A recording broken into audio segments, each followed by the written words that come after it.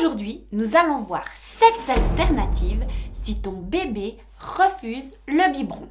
Comment un bébé peut-il refuser un biberon? C'est quand même l'objet qu'on relie le plus à un bébé. Quand même. Ces deux ne font qu'un. Et pourtant, toi, tu te retrouves là, à essayer de donner le biberon à ton enfant. Et lui, il le refuse. Il hurle dès qu'il voit ce bout de plastique arriver devant lui. Il se dit « Mais c'est quoi cette chose? Moi je veux les nénés tout doux et tout chauds de maman. » Si tu es sur cette vidéo, c'est que toi aussi, tu recherches des alternatives au biberon pour ton enfant.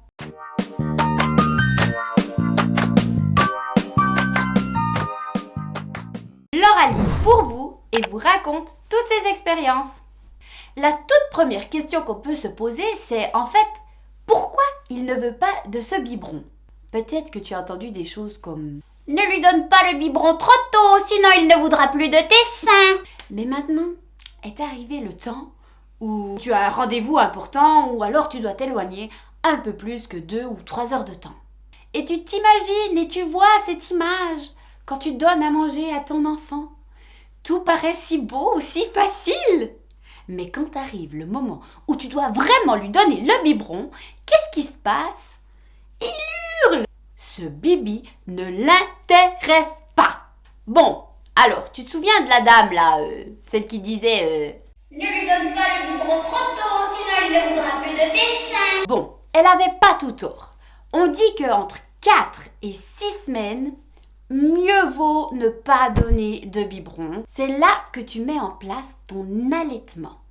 Mais après, du moment que ton allaitement roule, il n'y a généralement plus de soucis à introduire une fois par-ci par-là un biberon.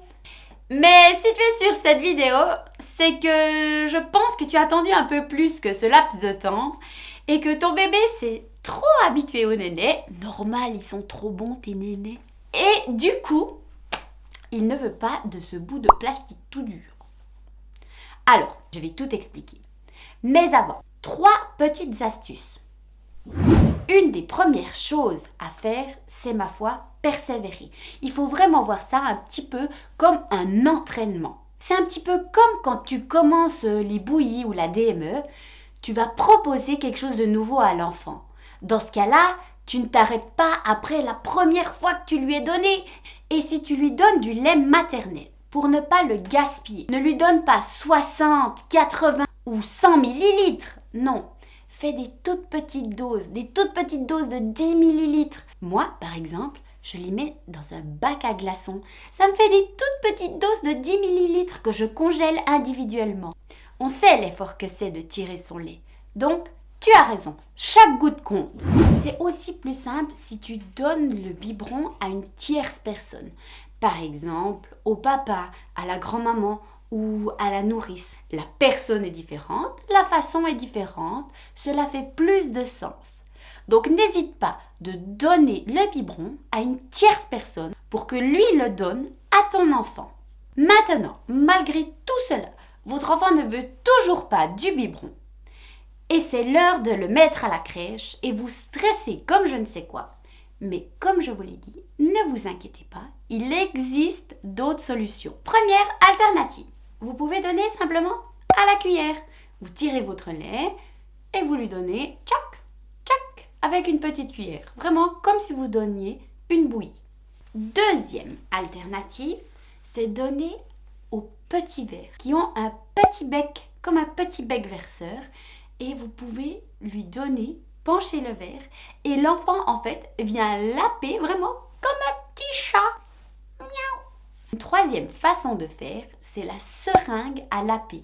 Un petit peu avant, comme le gobelet, c'est sous forme de seringue. Et vous pouvez aussi mettre la seringue dans la bouche de l'enfant et l'enfant vient laper vraiment ce qui sort de la seringue. En quatrième alternative, la seringue à médicaments.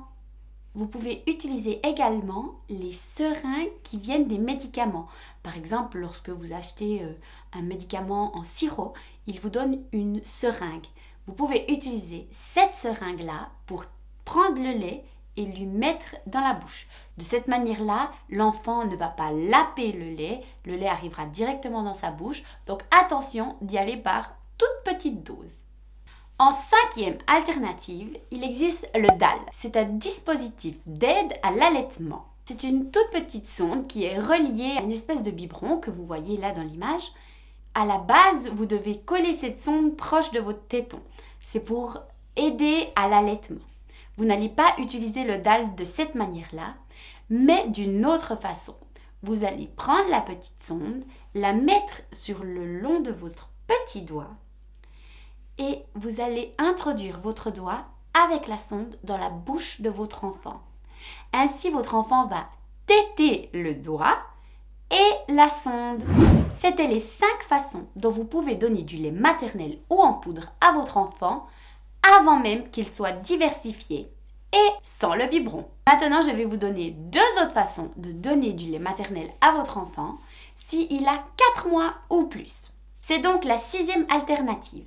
C'est un flan au lait maternel. Ce flan est uniquement constitué de votre lait maternel et d'un gélifiant à base d'algues qu'on appelle l'agar-agar.